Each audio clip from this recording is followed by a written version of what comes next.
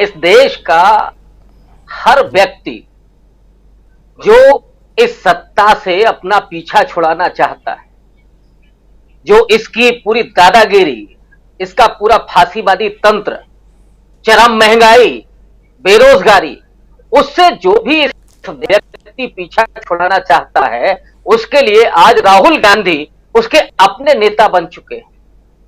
और इसीलिए मैं पिछले दिनों बराबर इस बात को कहता रहा हूं कि राहुल गांधी ने पिछले 1 वर्ष में जनता के लोगों के दिलों में इतनी जगह बना ली है कि अब वो जननायक बनकर के उभर आए हैं। सबसे अच्छी बात यह है कि गांधी बेहद विनम्र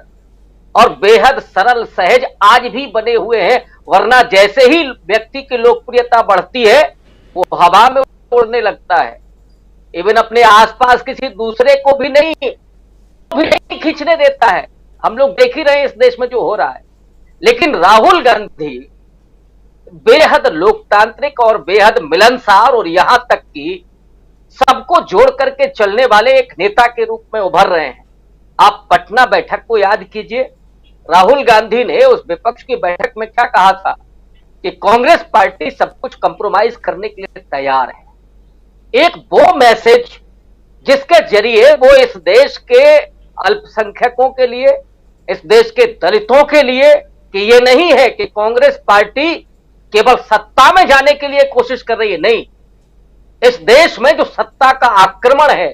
राजीव जी मैं बहुत होशो हवास में ये शब्द इस्तेमाल कर रहा हूं, ये अटैक है सत्ता का, कि जो मोदी जी अभी फ्रांस में जाकर के इवेंट करवाएंगे कर रहे हैं, उसी यूरोप के पार्लियामेंट में मणिपुर को लेकर के बहस हो रही है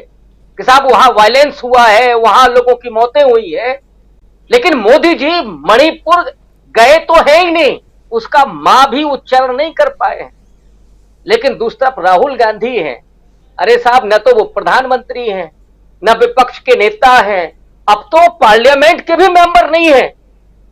बावजूद इसके अगर वो मणिपुर के लोगों से मिलने के लिए, उन्हें आश्वस्त करने के लिए, उन्हें सौहार्द और विश्वास का मैसेज देने के लिए पहुंचे हैं, तो इससे बड़ा इस देश में कोई नायक नहीं हो सकता। इसलिए राजीव जी मैं इस बात को कह रहा हूं, यही होता है नायक, यही होता है देश का नेता, जो अपने लोगों के बीच में हो, उनके दुख दर्द को साझा करने के लिए पहुंचे, सिर्फ ब्रांडिंग करने के लिए और खुशियां बटोरने के लिए नहीं, या जीत का सेहरा बांधने के लिए नहीं। नेता वो होता है जब लोगों पर विपदा आती है तो उसमें वो खड़ा होता है, वो पैदल चलता है। और राहुल गांधी जब 4000 किलोमीटर पैदल चले थे तो वो इस देश के उन मजदूरों को मैसेज था, उनके प्रति वो संवेदना थी जो कोरोना काल में जानवरों की तरह हाँक दिए गए थे, जिनके पैरों में लहू थे, जिनके बच्चों को भूख और प्यास थी। वो राहुल गांधी जब निकलते हैं तो वो मजदूर इस बात को महसूस करते हैं कि एक व्यक्ति है जो हमारी तरह पैदल चल रहा है। इसलिए राहुल गांधी आज विपक्ष की सबसे बड़ी आवाज, सबसे विश्वसनीय नेता और सबसे सहज और सरल व्यक्तित्व के रूप में हमारे सामने है। और मैं फिर कह रहा हूं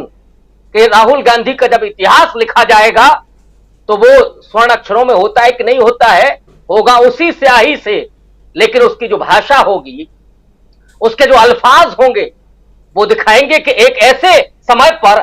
जब चारों तरफ सत्ता का आक्रमण था, संवैधानिक संस्थाएं नष्ट हो रही थीं, लोकतंत्र रसातल में चला गया था, मीडिया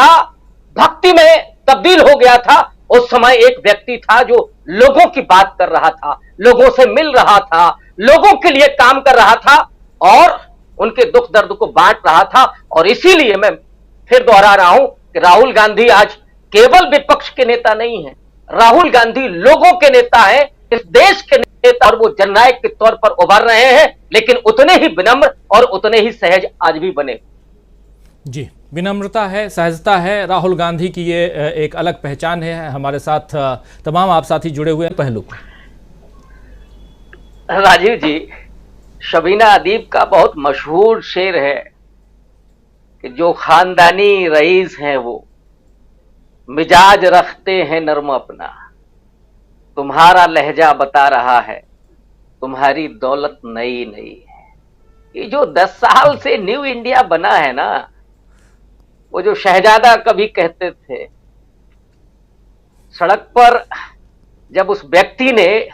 रौंद डाला उस सत्ता के अहंकार को, तो उसके जरा हौसले को पूछे। मैं एक दूसरा शेर अर्ज कर रहा हूं राहुल गांधी के हौसले के लिए। जब हौसला बना लिया ऊंची उड़ान का, जब हौसला बना लिया ऊंची उड़ान का, फिर देखना फिजूल है कद आसमान का। राहुल गांधी ने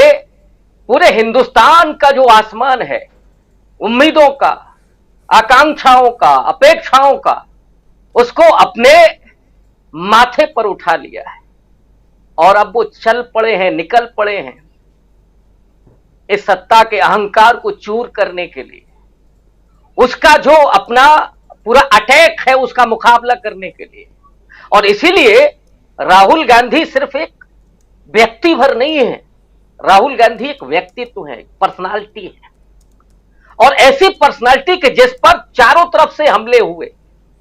क्या क्या नहीं कहा गया, क्या क्या नहीं बनाने की कोशिश हुई, लेकिन हीरा चाहे धूल में पड़ा हो या खलिहान में पड़ा हो, हीरा आखिर हीरा ही होता है। जब धूल हटती है, जब गर्दो गुबार हटता है, तो उसकी चमक जौहरी को अच्छी लगती है, लेकिन जो ज्यादा बर्दाश्त नहीं कर पाते उनकी आंखों को चुभती है। तो ये जो पूरी भक्त मंडली है उसकी आंखों में अब राहुल गांधी चुभ रहे, लेकिन जो इस देश का जौहरी है, जो नागरिक है, उसके लिए राहुल गांधी उस धूल में पड़े हुए, वहां से नखरे हुए उस हीरे के समान है, जो अब उनका मार्गदर्शन कर रहा है, जो उनके लिए नई राह तलाश रहा है, राह दिखा रहा है, वो उस मशाल की तरह है। राजीव जी, मैं हिंदी का विद्यार्थी हूं। निराला की एक लंबी कविता है, बहुत सुंदर कविता, राम की शक्ति पूजा। राम की शक्ति पूजा में एक जिक्र आता है कि रावण का जो लगातार संहार चल रहा है, राम की सेना पराजित हो रही है और राम हताश हैं, निराश हैं, और उनको लगता है कि हाय उद्धार प्रिया का हो न सका, अब शायद हमको वापस लौट करके जाना पड़ेगा। लेकिन उस रात्रि में एक दूर जलती हुई मशाल है। आज इस देश के हालात यही हैं कि जहां जनमानस एक साल पहले बिल्कुल निराश था, विपक्ष निराश था, आज वो मशाल जो कहीं दूर जल रही थी सामने आकर के पूरा ज्वाला में तब्दील हो चुकी है। उनके लिए, जिन्हें ये लगता था कि जो हमसे पहले सत्ता नशी था उसको अपने खुदा होने पर यकीन था, हबीब जालिब का जो शेर है वो मैं उसको बीच से कहीं काट करके कह रहा हूं,